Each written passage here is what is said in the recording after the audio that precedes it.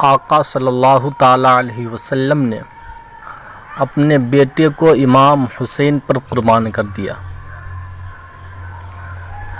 ہمارے پیارے رسول مصطفیٰ کریم صلی اللہ تعالیٰ علیہ وسلم ایک دن اپنی گود میں دائیں حضرت امام حسین اور بائیں اپنے بیٹے حضرت ابراہیم کو بیٹھائے ہوئے ہیں کہ حضرت جبریل علیہ السلام حاضر ہوئے اور عرض کیا، یا رسول اللہ صلی اللہ تعالیٰ علیہ وسلم، اللہ تعالیٰ ان دونوں کو آپ کے پاس جمع نہ رہنے دے گا، ان میں سے ایک کو اپنے پاس بلائے گا۔ اب ان دونوں میں سے جسے آپ چاہے اپنے پاس رکھے۔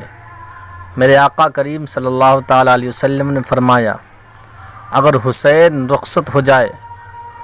تو ان کی جدائی میں فاطمہ علی کو تکلیف ہوگی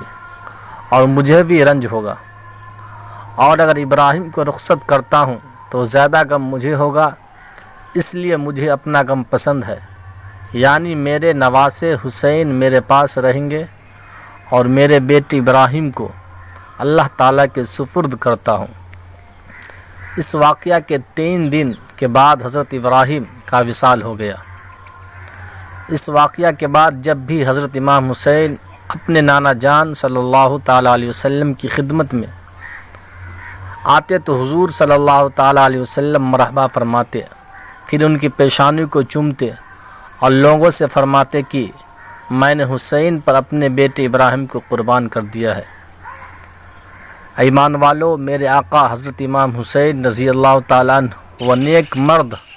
اور صالح انسان ہیں جن پر ہمارے